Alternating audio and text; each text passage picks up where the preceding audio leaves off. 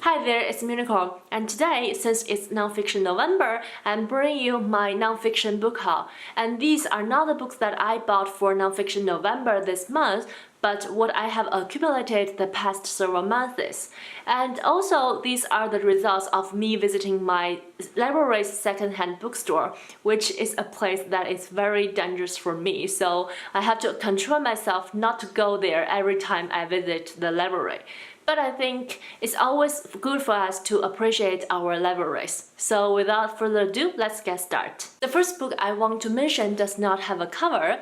This is The Secret History of Wonder Woman by Jill Lepore. And this is a book of the creation process of the character Wonder Woman. It has a lot of researches and also some interviews. And also I think it discusses the life of the creator of Wonder Woman and the relationship between him, his wife, and also his mistress, which is fine.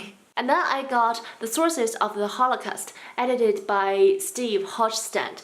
And by the title, you can guess it's a very heartbreaking story. It's a very heartbreaking book. It is the original document of the Holocaust, and it including the informations from the perpetrators and also the victims. I'm familiar with some of the events and tragedies happened in Asia during the Second World War, but not as informed as I should be for the events happened in Western countries. So I picked up this book and want to learn a piece of history from it, and hopefully it won't make me too depressed. Then I got a book about Asia. This is Without You There's No Us by Suki Kim. This is a memoir of an English teacher about the North Korea's ruling English classes. And the author also wrote a book called The Interpreter, which is a novel that I really want to read. Following that, I got a book called The Power of Myth by Joseph Campbell with Bill Morris. And this is a book, as the title suggested, is a book about mythology and with a close look of our current culture. I don't read a lot of books about mythology or philosophy, but I think I should read more, so I pick up this book. Also, the person at the second-hand bookstore also suggested this book to me, so this is it. And then I have 4 books by Erik Larson. The first one is Dead Week, and the second one is The Devil in White City, and the third one is Thunderstruck, and the last one is In the Garden of Beasts. And these books are all true crime books, and I didn't know when I buy them that they are all by the same author, but I knew that Erik Larson is a very well-known true crime writer, so I'm looking forward to all of them because of that reason, although I do wonder why people don't keep his books at home. And then I got a book called Detroit City is Place to Be by Mark Bellany, and this is a book apparently about the city of Detroit.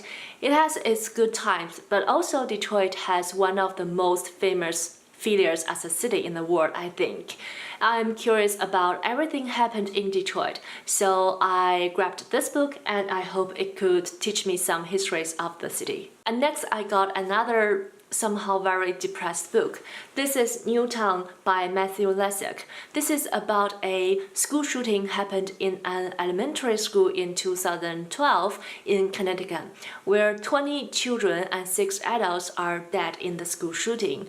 I think school shooting is something happened so often now in the United States, and I just want to know more about each cases, and this is one of them. Next, I got a memoir called The Fear by Peter Godwin. This is a book about the author's homeland, Zimbabwe, which is a country with the highest inflation rate in the world and the lowest or shortest lifespan.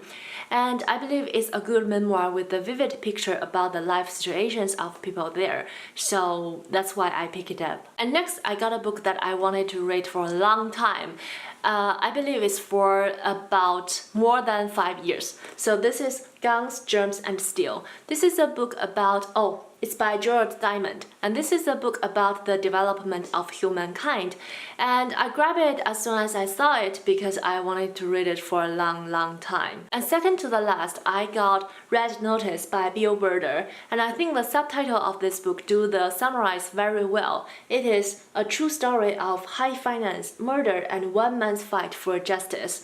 and it's a piece of history in Russia, so I'm very interested to read more about it. I know that I said it for almost all the books in this haul, but I'm interested in all of the subjects that I picked up. And lastly, I got a book called Between the World and Me by Ta-Nehisi Coates. This is a beloved book on BookTube a few years ago, I believe, and it discussed the race problems in America. And that's it for my nonfiction book haul for Nonfiction November. If you have read any of the books that I mentioned, please let me know your thoughts. And also, I hope you are all enjoying the wonderful Nonfiction November. And thanks for watching. See you next time. Bye!